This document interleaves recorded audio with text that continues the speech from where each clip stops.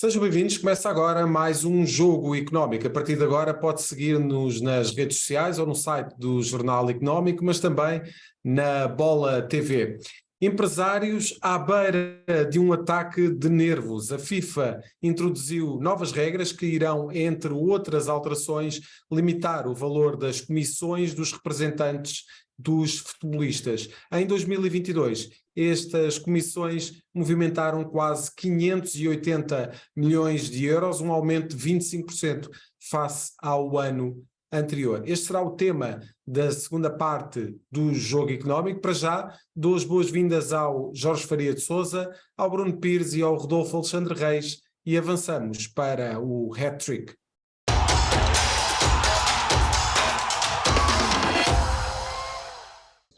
Lançamos para debate 3 números que marcaram a semana. Rodolfo, começamos com o cheque chorudo que os Blues de Londres já tiveram que passar esta temporada. Assim é, Zé. Antes de mais cumprimentar-te a ti, ao Jorge Faria de Sousa e ao Bruno Pires, são 400 milhões de euros. Foi quanto a direção dos Blues já gastou desde o início desta época, numa tentativa de fugirem às regras do fair play financeiro, que está relacionada com a duração dos contratos de novos jogadores. Desta forma, o Chelsea vai espalhando-se, assim quisermos dizer, o custo dos jogadores, oferecendo contratos de longa duração. E de facto temos aqui muito dinheiro em jogo, muitos valores para falar. Entre estes 400 milhões de euros estão os 11 milhões do empréstimo de João Félix, provavelmente um dos empréstimos mais caros de sempre da história do futebol mundial. Bruno, começo precisamente por ti. De facto temos aqui um Chelsea a investir em grande para quê? Boa pergunta, Zé. Saudar-te a ti, saudar o Jorge e saudar também o Rodolfo. Eu acho que o Chelsea neste momento está a colocar dinheiro só para cima da mesa, muito sinceramente, porque nós não temos visto um projeto muito bem alicerçado. Perdeu-se a paciência muito rapidamente com Thomas Tuchel, que conseguiu a Liga dos Campeões, a segunda Liga dos Campeões da história do clube. Contratou-se um treinador que não se percebe bem a ideia do jogo e o Chelsea neste momento está em 10º lugar. É verdade que podem dizer que Alex Ferguson no Manchester United demorou 6, 7, 8 anos a conseguir pôr a equipa a funcionar, mas nos dias que correm não há esta paciência. As equipas têm que jogar mais e o Chelsea tem que produzir mais. É verdade que contratou jogadores muito interessantes. Mudryk candidata-se a ser um dos jogadores de sensação de se calhar da próxima década no futebol europeu, mas não sabemos o que é que este dinheiro todo vai dar, e isto depois também encerra aqui outro ponto, que é a concorrência desleal. Eu já não falo só do Chelsea e da Premier League, mas falo dos principais clubes a nível europeu em relação a campeonatos mais periféricos, eu não quero dizer mais periféricos, mas menos mediáticos, como o holandês, como o português, que vão tendo cada vez mais dificuldades a chegar a fases decisivas das provas europeias. E Jorge, de facto pode-se legislar aquilo que se quiser relativamente ao fair play financeiro, mas a verdade é que estender os contratos ad eternum quase destes novos jogadores que estão a ser contratados pelo Chelsea é uma artimanha para dar aqui a volta ao fair play financeiro. Sim, cumprimentar-te a ti, Zé, ao Rodolfo e ao Bruno. Obviamente que me parece esta gestão desportiva, se quisermos, algo danosa, sobretudo para as expectativas dos adeptos. Eu tenho dado muitas vezes, e sabes disso, tenho dado muitas vezes o exemplo do Arsenal, que foi dado tempo à Arteta para arrumar a casa, construir um plantel, e agora, na minha opinião, é o mais forte e sério candidato a vencer a Premier League esta época. Como preconizou José Mourinho, não foi, Jorge? Como preconizou José Mourinho, e acho admirável o trabalho que a Arteta tem feito. É bom frisar que o Chelsea passou, devido à guerra na Ucrânia e à invasão russa à Ucrânia, como sabemos, saiu Abramovich da gestão, acabaram por entrar estes novos donos. A verdade é que Tuchel tinha sido uma escolha do dono anterior, e se calhar por isso, indo ao encontro daquilo que dizia o Bruno, não houve a paciência com Thomas Tuchel, provavelmente por isso, porque não era uma escolha desta administração. Mas a verdade é que o Chelsea tem investido significativamente, e depois olhamos para aquilo que são os resultados desportivos ou até para o modelo de jogo e nem sequer percebemos qual é que é o modelo de jogo de Graham Potter. A verdade é que tem tido resultados efetivamente maus, está em 10º lugar com 28 pontos apenas, foi eliminado pelo City de Guardiola, quer na Taça da Liga, quer na Taça de Inglaterra, e vai ter apenas a Liga dos Campeões, onde será adversário do Dortmund. Mas olhamos para este contexto e percebemos, por um lado, no verão perderam alguns jogadores que eram importantes, Christiansen, Rudiger, etc., que saíram em fim de contrato. Tem outros jogadores a chegar a final de contrato, veremos se irão, como é o caso de Kanté, e Jorginho também, veremos se vão conseguir renovar. Agora, o que é certo é que Modric acaba por, ele que é um jogador extraordinário, mas assina um contrato de 8 anos e meio. E, portanto, precisamente para efeitos de cumprimento de fair play financeiro. E, portanto, não deixa de ser estranho, por um lado, este investimento de 400 milhões de euros, que em termos desportivos, estes jogadores que custaram verdadeiras fortunas, e recordo o caso, por exemplo, de Cucurella, que chega numa transferência a rondar aos 60 milhões de euros, para depois o Azpilicueta ser o titular, ou o Reece James, e portanto acaba por ser um investimento absurdo para aquilo que desportivamente estes jogadores e o rendimento que têm apresentado. E portanto parece-me algo estranho e um caso para irmos acompanhando. Deixa-me só dizer uma coisa, Jorge, que eu acho que mais do que isso é que não é admissível ao Chelsea, com este investimento, com o historial das últimas épocas, estar a 10 pontos da Liga dos Campeões na Premier League e abaixo de clubes como o Fulham, como o Brentford, como o Brighton. Todos nós sabemos que isto não é como começa, é como acaba, mas independentemente disso é uma época completamente falhada e que eu acho que tem muito a ver com a saída de Thomas Tuchel. Rodolfo, tanto o Bruno como o Jorge já falaram dele, mas vamos dar o devido destaque. Falamos de Modric, o avançado do Shakhtar Donetsk, que se tornou nos últimos dias a principal transferência deste mercado de verão, num negócio que pode chegar aos 100 milhões de euros, até ver, mas não é tanto os 100 milhões de euros que chamam aqui a atenção do negócio, nem os 8 anos e meio de contrato, mas sim os 25 milhões de euros desta transferência que serão doados ao exército ucraniano, conforme anunciou o presidente do Shakhtar Donetsk, Rinat Akhmetov, um anúncio que surgiu depois da transferência do avançado ucraniano, que esteve muito perto e estava tudo decidido para ir para o Arsenal, mas à última hora acabou por se mudar para outro rival de Londres. Jorge, de facto, quando falamos das comissões e dos valores que envolvem muitas vezes as transferências, são de facto valores elevadíssimos, muitas vezes revela grande ambição por parte dos empresários. A verdade é que temos aqui 25 milhões de euros a irem direitinhos para o exército ucraniano e a mostrar que isto não é só futebol.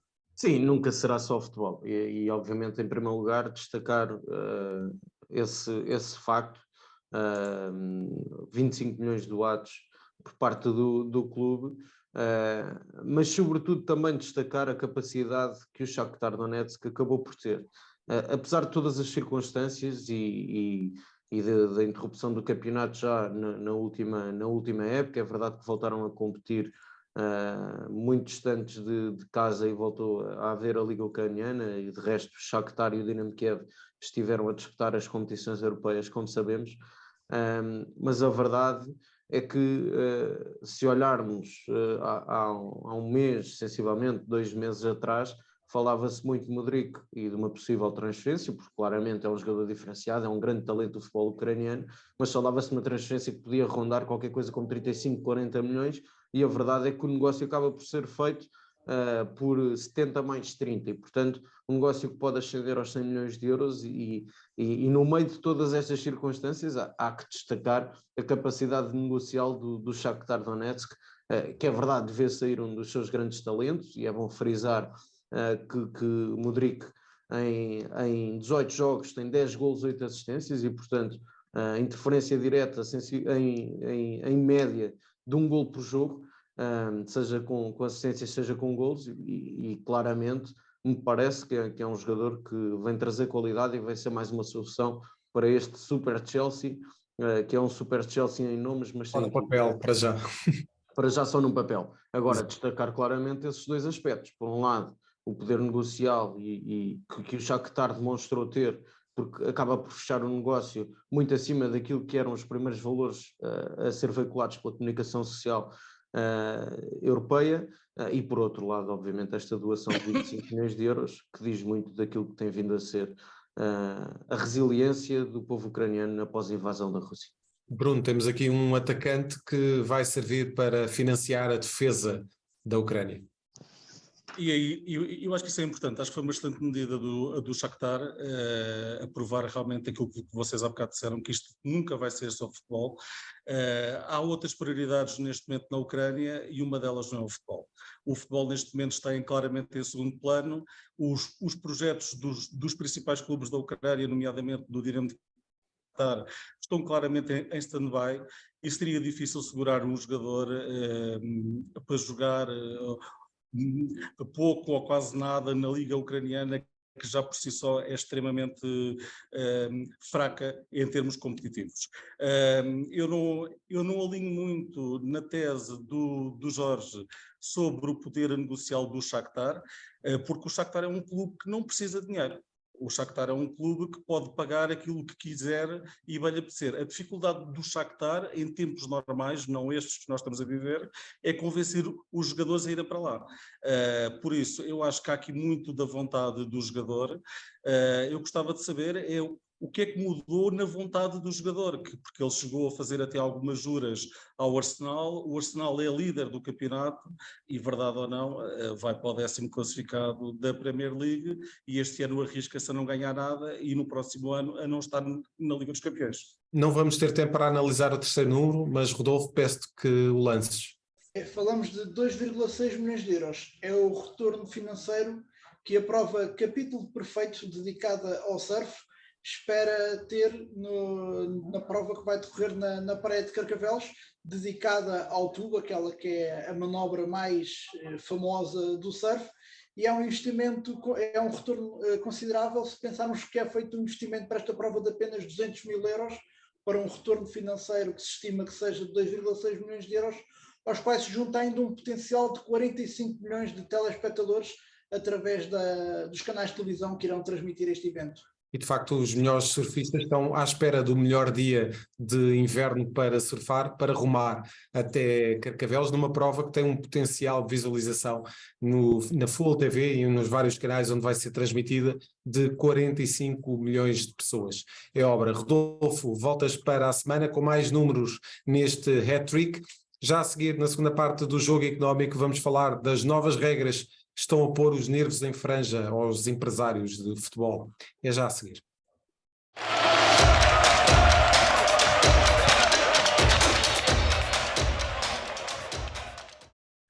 Estamos de volta para a segunda parte deste Jogo Económico. Travão às comissões dos empresários. A FIFA introduziu mudanças significativas nas regras que definem a forma como os empresários de jogadores de futebol operam. Limites às comissões e introdução de uma prova para exercer a profissão estão entre as mudanças que a FIFA implementou e que entraram em vigor no início deste ano. Temos connosco Gonçalo Almeida, é advogado especialista em Direito Desportivo e antigo advogado da FIFA. Muito obrigado, Gonçalo. É um regresso ao Jogo Económico para falar de um tema muito premente, tendo em conta até todas as movimentações que estão a ocorrer neste momento no futebol europeu, e temos aqui um mercado de inverno potenciado com um mundial de futebol praticamente fora da época, mas vamos falar então destas mudanças que a FIFA introduziu relativamente àquela que é a atividade dos empresários, uma atividade que gera sempre grande curiosidade, naturalmente sempre à volta dos números, das comissões. De uma forma geral, Gonçalo, e antes de partirmos medida a medida para percebermos o que é que está em causa nesta nova legislação, queria que nos desse um panorama geral relativamente àquelas que são as mudanças que entraram em vigor agora no início de 2023. Antes de mais, boa tarde a todos e uma vez mais obrigado pelo convite para participar do programa. Muito obrigado. É sempre bom regressar e debater ideias e acho que, de facto, o tema que nos traz hoje aqui é bastante pertinente por ser prático e por versar sobre uma atividade que, de facto, tem uma importância bastante considerável no âmbito da indústria do futebol. indo direto à sua questão, bom, estes regulamentos que entraram agora no passado dia 9 de janeiro, parcialmente em vigor, e parcialmente porque a parte que diz que entrou em vigor diz respeito tão somente à questão do licenciamento, o processo de licenciamento, a que os novos agentes de futebol FIFA estarão sujeitos, e o remanescente, nomeadamente o que diz respeito efetivamente à atividade dos agentes de futebol, essa parte dos regulamentos entrará em vigor apenas no dia 1 de outubro deste ano. Sim. Ora, em termos de alterações as mais significativas, vamos lá ver, isto é tudo uma evolução que se iniciou num processo de regulamentação desta atividade, iniciou-se no início da década de 90, portanto já lá vão sensivelmente 30 anos. E tem sido uma evolução bastante interessante, com alguns avanços e recuos, e que a partir de 2001, antigamente até 2001 eram os agentes FIFA, não havia um sistema de licenciamento propriamente dito, e em 2001 foi introduzido pela primeira vez um sistema de licenciamento, e a FIFA delegou esse sistema ou parcialmente nas suas federações membros, portanto nas 211 federações membros da FIFA. Esse sistema funcionou relativamente bem, obviamente com algumas falhas, toda a gente se apercebia disso, mas também falhas essas que não tinham propriamente a ver com a atividade em si, mas também com a própria organização da FIFA, que em administrações anteriores foi de facto pouco lesta e pouco proativa no que diz respeito à solução de um conjunto de necessidades que importava acautelar. Nomeadamente, vejam, por exemplo, nós estamos só a falar dos agentes FIFA, estamos a falar, por exemplo, da legislação sobre o futebol feminino, que apenas em janeiro de 2021 é que o regulamento da FIFA lhe concedeu um capítulo próprio para legislar sobre o futebol feminino, o que é incrível. Tendo a evolução, não é? Tendo a evolução do futebol feminino, e isso no início do milénio, já o futebol feminino em determinados países tinha uma preponderância enorme, nomeadamente na América do Norte. E mais, e não é preciso ir tão longe. Veja-se o caso dos treinadores de futebol. Os treinadores de futebol não tinham uma regulamentação própria, precisamente até há bem pouco tempo. Também, se não estou em erro, também entrou em vigor um capítulo em exclusivamente dedicado, aos litígios envolvendo treinadores de futebol. Eu lembro, por exemplo, um dos processos com maior visibilidade que eu tive o prazer de abraçar foi o processo que opôs a Futebol Clube Porto de Sade ao técnico Adriense. Isto em 2007, tinha acabado de sair da FIFA. E por então, tanto a FIFA, o CAS já não, mas a FIFA sim em primeira instância, decidiu esse assunto com base nos regulamentos que se aplicavam a litígios entre jogadores e clubes, porque não havia um regulamento próprio para dirimir litígios envolvendo treinadores. E, portanto, esta atual administração merece, de facto, que seja tirado o chapéu, que seja reconhecido o mérito pela proatividade que tem tido ao nível da produção legislativa. E é desse exemplo esta questão dos agentes, que nos traz hoje aqui.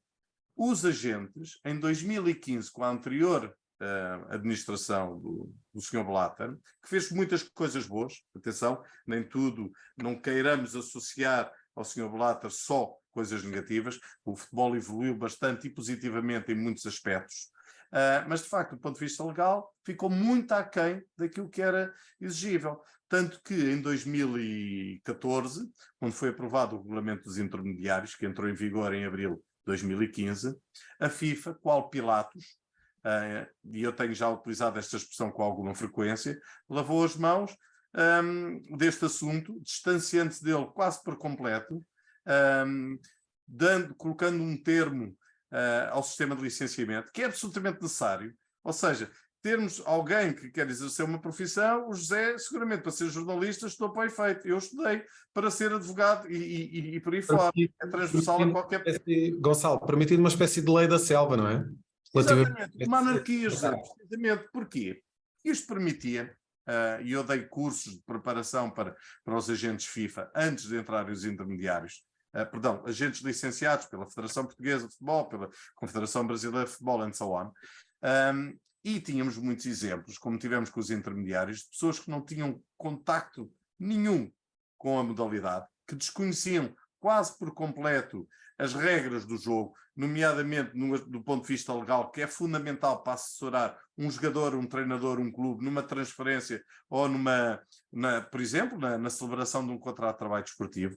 E sem esse conhecimento mínimo dos mínimos, hoje em dia ainda, porque ainda está em vigor, portanto, a questão dos intermediários, desde 2015, qualquer pessoa sem o mínimo conhecimento, sem estar sujeita a qualquer prova de conhecimentos, se registava na Federação, pagava um FII, apresentava um registro criminal imaculado, ou pelo menos nos últimos 5 anos imaculado, e portanto, sendo maior de idade, a celebração de um contrato de uma apólice de seguro, de responsabilidade civil, e começava a exercer a atividade. Isto é péssimo, foi péssimo, conduziu uma anarquia completa.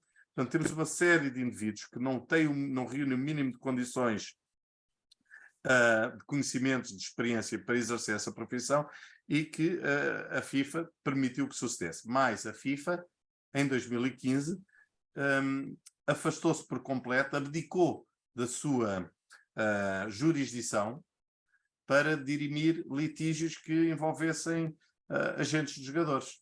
Passaram a ser os tribunais comuns ou tribunais desportivos. Os tribunais desportivos ainda conseguimos perceber e entender perfeitamente a lógica. Agora, os tribunais comuns, eu já me canso de dizer isto, com o devido respeito para os magistrados, que são muito mais qualificados do que eu, e não estou a ser falso modesto, porque é a profissão deles, conhecer a lei de ASI. A verdade é que desconhecem, muitos deles, até porque alguns até podem não gostar de futebol e desconhecer na totalidade, ou quase na totalidade, o que é o fenómeno do futebol, não é? E depois decidem sobre processos ligados ao futebol, quando nós sabemos que uma relação laboral de um jogador não pode ser tratada da mesma forma como a relação laboral de um qualquer outro profissional noutra área, porque tem uma envolvência e todo um conhecimento que deve ser tido em conta, não é? Sem dúvida. E bom, e por aí fora, por exemplo, outra dos absurdos que a lei dos intermediários, que a regulamentação dos intermediários estipulava, era que, por exemplo, e vejam só o quão ridículo isto se torna, um intermediário que que prestasse os seus serviços a um menor de idade, era permitido, de acordo com a FIFA, a legislação nacional até proíbe, isso ainda é pior, isso ainda é uma aberração maior, mas a legislação FIFA permitia que representasse um menor de idade, mas não permitia que fosse remunerado. Ou seja, pode trabalhar, mas não é remunerado. Sabendo nós que menor de idade, aliás, a questão não era pela minoridade, é porque a minoridade depois, quando tratamos de FIFA, tratamos de 211 ordenamentos jurídicos distintos. Portanto, a FIFA não diz maioridade ou não estipula. Estipula a idade de 18 anos, ok? E os minors, portanto, presume-se com menos de 18 anos, porque nos Estados Unidos, por exemplo, a maioridade atinge só os 21, e noutros países outras idades. Atenção, é preciso ter este contexto internacional. Mas, para a FIFA, os menores, que são os menores de 18 anos, não podem ser assessorados por um agente, mas não podem ser remunerados. Então, mas a realidade é que o Messi, aos 16 já jogava na equipa principal do Barcelona, e se quisermos só cingirmos ao Barcelona e darmos um exemplo prático de hoje em dia, temos o Ansu Fati, não é? Que aos 16 também estava a jogar na equipa principal. Portanto, os menores precisam, aliás, até mais que os adultos propriamente ditos, precisam de um acompanhamento, de melhor assessoria, não é? Naturalmente. Gonçalo, deixa-me só introduzir o Bruno Pires e o Jorge Faria de Sousa para podermos então, provavelmente eles até têm algumas questões para colocar ao Gonçalo relativamente àquilo que está em cima da mesa. Jorge, começo precisamente por ti. Há aqui um tema que é premente quando se fala de intermediários, que tem a ver com as comissões.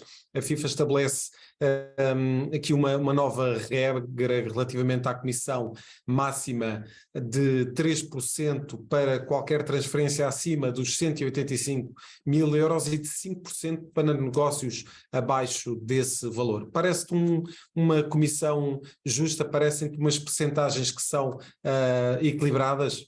Sim, antes de mais cumprimentar o Gonçalo Almeida e agradecer a disponibilidade para estar aqui connosco.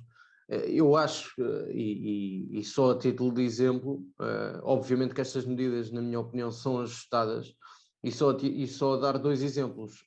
O negócio de Fábio Silva, que como sabemos que o levou do Futebol Clube do Porto para o Wolves, que teve uma comissão, não me recordo concretamente, mas sei que foi acima dos 20%, segundo aquilo que são os relatórios e contas.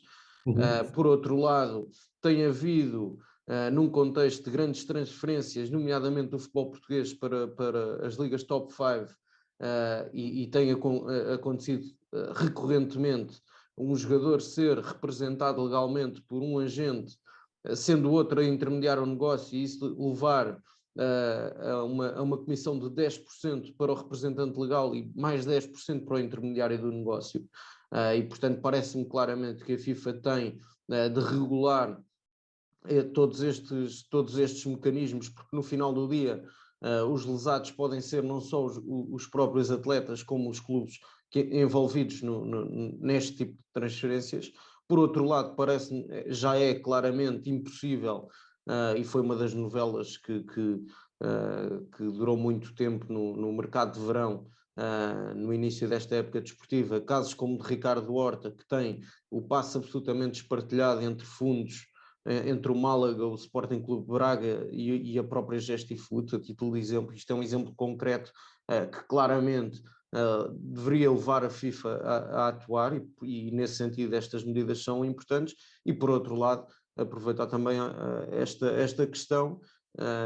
É certo que já falámos na primeira parte da situação do Chelsea, mas a questão do fair play financeiro por parte de alguns clubes detidos por Estados, como é o caso do Paris Saint-Germain ou do próprio Manchester City, que fazem gestões de marketing, de verbas de marketing, como sabemos, para cumprir o fair play financeiro, acaba por desvirtuar completamente aquilo que deveria ser o espírito das regras e da lei por parte da FIFA. E, portanto, claramente a FIFA, na minha opinião, tem que ter uma perspectiva de uma fiscalização mais forte, não só dos agentes, mas também dos próprios clubes, como é o caso de fair play financeiro, porque no final do dia tem que se proteger os clubes e os atletas.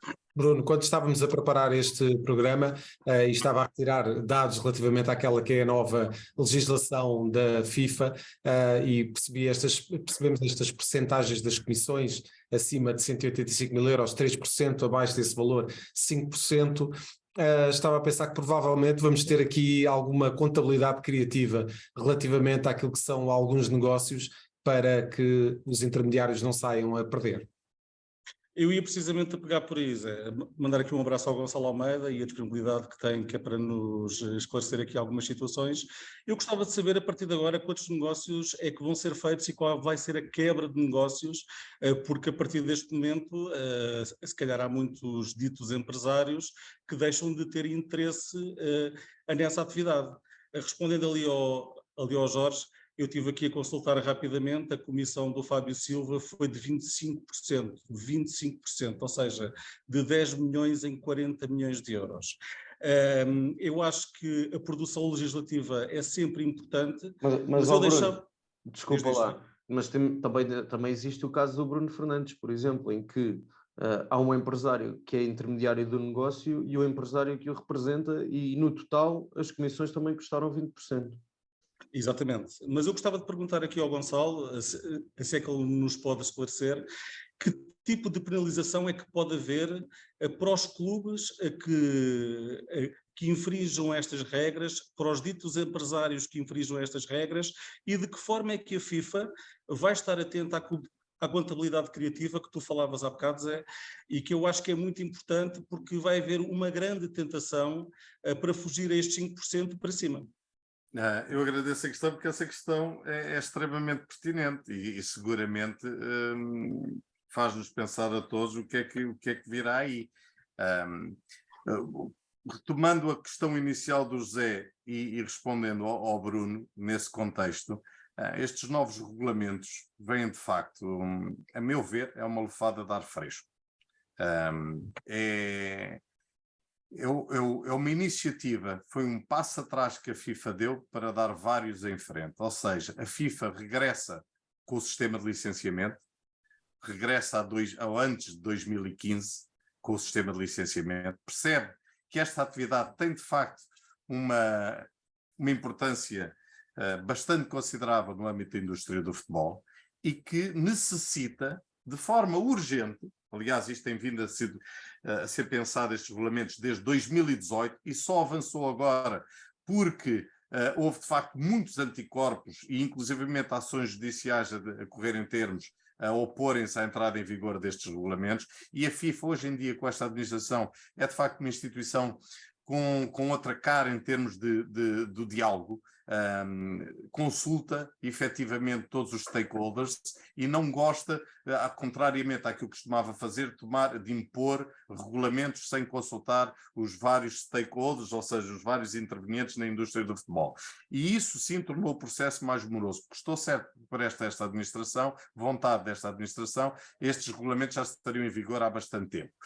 Este passo atrás que a FIFA fez foi no sentido de temos a consciência perfeita de que é necessário intervir, que esta atividade tem uma enorme importância no âmbito da indústria do futebol, importa regular, importa supervisionar e importa, caso seja necessário, sancionar os prevaricadores, aqueles que violarem estes regulamentos. E os regulamentos, se os meus amigos tiverem a oportunidade não sei se já os leram, são um pouco extensos, mas seguramente chegarão à mesma conclusão que eu. Houve uma evolução, uma grande produção legislativa em termos do detalhe.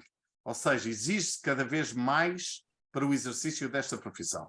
O novo agente de futebol FIFA é um profissional que, para exercer a atividade, vai ter que cumprir com uma série de requisitos bem mais exigentes do que aqueles que existiam, que alguma vez existiram, já nem vou falar no caso dos intermediários, porque isso aí foi a anarquia total, e mais no exercício da atividade, inclusivamente do ponto de vista das remunerações, e agora vou ao encontro da pergunta do Bruno, é muito, mas muito mais exigente, no sentido que cria tetos remuneratórios. E há quem diga, eu ainda há pouco tempo estive num evento da Liga, no Porto, e num painel organizado pela minha sociedade, tive um agente, tive o Luís Vilas Boas, que é o diretor dos agentes FIFA, e a questão era, é ou não correto limitar-se a remuneração dos agentes? E vejamos, eu enquanto agente, ou eu nem preciso colocar-me nessa posição de agente, enquanto cidadão que acompanha o fenómeno de futebol, eu penso assim, bom, será justo colocar um teto remuneratório aos agentes, sendo que, por exemplo, não existe tal coisa para os outros intervenientes, os jogadores, treinadores, sendo que igualmente alguns desses salários também são obscenos? Para terminar, estamos mesmo já no limite do nosso tempo. Só para terminar, eu consigo compreender alguma insatisfação, mas a verdade é que os exemplos que deram aqui são exemplos muito claros de que torna-se absolutamente necessário colocar um travão. E aí poderemos dizer, paga o justo pelo pecador. Talvez, mas é importante para a FIFA regular esta matéria nesse capítulo. E é importante que aqueles que fiquem, que exerçam com dignamente e com conhecimento esta nova atividade, para que a exerçam bem e que sejam, com os novos tetos salariais remuneratórios, eles continuarão a ser muito bem remunerados. Ninguém pensa que vai haver aqui uma escravidão. O que vai acontecer é que se vai filtrar. Os bons vão prevalecer e os maus vão acabar por abandonar esta atividade. Gonçalo Almeida, muito obrigado pela presença neste jogo económico. Suspeito que este é um tema que nós vamos voltar a discutir em breve. Mais uma vez, muito obrigado. Passamos para a terceira parte do jogo económico e para as escolhas dos nossos comentadores. Estamos de volta para as escolhas deste jogo económico e começo precisamente pelo Jorge Faria de Sousa. Jorge, vamos começar pelos melhores no derby e clássico da última jornada do futebol em Portugal. O Benfica Sporting deu um empate 2-2 e o teu destaque para protagonista para esta semana vai para um médio uruguaio. Manuel Ugarte é claramente, neste momento, se calhar à exceção de Porro, ou a par de Porro, um dos jogadores mais valiosos da equipa de Sporting. É um dos jogadores que Ruben Amorim, desde a chegada do Ugarte ao Sporting, ele foi ganhando espaço. Recorde-se até que a determinada altura da época passada foi crescendo e ganhando algum espaço relativamente a João Palhinha. Este ano estabeleceu-se como um titular indiscutível. A verdade é que já tem um valor de mercado de 18 milhões de euros, ele que foi uma aquisição por parte do Sporting de 50% do passe por 6,5, e portanto é um ativo claramente que tem aproveitado o contexto da Liga dos Campeões e obviamente o rendimento que tem apresentado na Liga Portuguesa para se valorizar. É um jogador de grande intensidade, grande agressividade, com características singulares na minha opinião, e não há outro com as mesmas características no plantel às ordens de Ruben Amorim. Fala-se que a própria renovação de contrato com um aumento significativo na cláusula de rescisão poderá estar para breve, mas para já destacar a exibição que fez na Luz perante o eterno rival Benfica, e na minha opinião acabou por ser a melhor unidade de Sporting nesse jogo. E do outro lado, Bruno, temos um ponta de lança, Gonçalo Ramos. Gonçalo Ramos fez um grande jogo com o Sporting, é aquele jogo que não enche se calhar muito o olho, mas a verdade é que Gonçalo Ramos tem 2 oportunidades e faz 2 golos, mostrando uma frieza na finalização impressionante. Eu acho que aquilo que falta a Gonçalo Ramos é um bocadinho, se calhar, de espectro mediático, porque acho que outro jogador, com aquilo que o Gonçalo Ramos tem feito este ano, não só no Benfica, mas também na seleção, acho que já tinha atingido aqui um boom que ainda não atingiu e que não se percebe bem porquê. É daquelas coisas às vezes que o futebol tem e que não se consegue explicar. Bruno, e continuo precisamente contigo para irmos ao teu número da semana. Vamos ao 19. O 19 é o número de jogos que o Académico de Viseu leva sem conhecer o sabor da derrota. Coincidência ou não, estes 19 jogos foram sob o comando de Jorge Costa, que era um treinador que estava numa fase da carreira um bocadinho obscura e que parece que houve ali um casamento perfeito com o Académico de Viseu. Desde setembro que o Académico não sabe o que é perder. Neste momento está nos quartos de final da Taça de Portugal, está na meia-final da Taça da Liga e está bem posicionado para subir à primeira divisão, ao principal escalão do nosso futebol, que é um escalão onde já não está desde 1988. Por isso eu acho que há que dar aqui os parabéns a Jorge Costa, que vai defrontar precisamente o seu clube do coração, o Futebol Clube do Porto, quer na Taça da Liga, quer na Taça de Portugal. E eu acho que muita falta faz ao nosso futebol uma equipa do interior na elite do nosso futebol. E o Jorge Costa, que estreou-se precisamente pelo Académico de Viseu com uma derrota frente ao Estrela da Amadora a 12 de setembro e a partir daí perdeu qualquer partida. De facto, um enorme destaque, alguém que sabe muito bem como é que se fecha uma defesa e de facto Jorge Costa tem estado em grande neste Académico de Viseu e tem mantido a sua equipa absolutamente invicta nesta segunda liga. Vamos para o número da semana do Jorge Faria de Sousa. Jorge, vamos até Manchester. Sim, 6 mil milhões de euros é o valor que os Glazers pretendem amealhar com a venda do United, que para já existe um empresário, um interessado, aliás, um empresário que já detém, é o dono da empresa Ineos, que já é dono de 2 clubes, um na Liga Suíça e é detentor de parte do Nice, e portanto conhece o fenómeno do futebol. É uma novela para acompanharmos numa altura em que o United vive provavelmente a sua melhor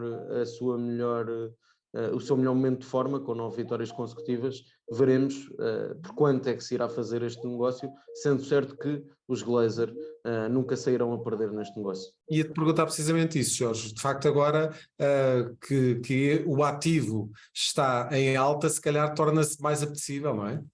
Sim, claramente, até porque é bom frisar que o United consegue estar para já muito próximo da luta para já pelo segundo lugar, está a um ponto do City, tem vindo um bom momento de forma, desde a saída de Cristiano, e esta é a frieza dos números, infelizmente, são 9 vitórias, desde o Mundial são 9 vitórias consecutivas, venceu na semana passada ao City e portanto está claramente em alta, mas independentemente disso, olhando para este valor de 6 mil milhões de euros, é bom recordar, por exemplo, o Chelsea, quando foi adquirido por Abramovich, foi por 4,25 mil milhões de euros e, portanto, seria sempre, os Glazers que compraram em 2005 o clube, seria sempre um negócio com uma enorme margem de lucro para os irmãos Glazer. E já agora também pergunto ao Bruno, antes de fecharmos o programa, e há aqui um efeito ausência de Cristiano Ronaldo neste balneário do United?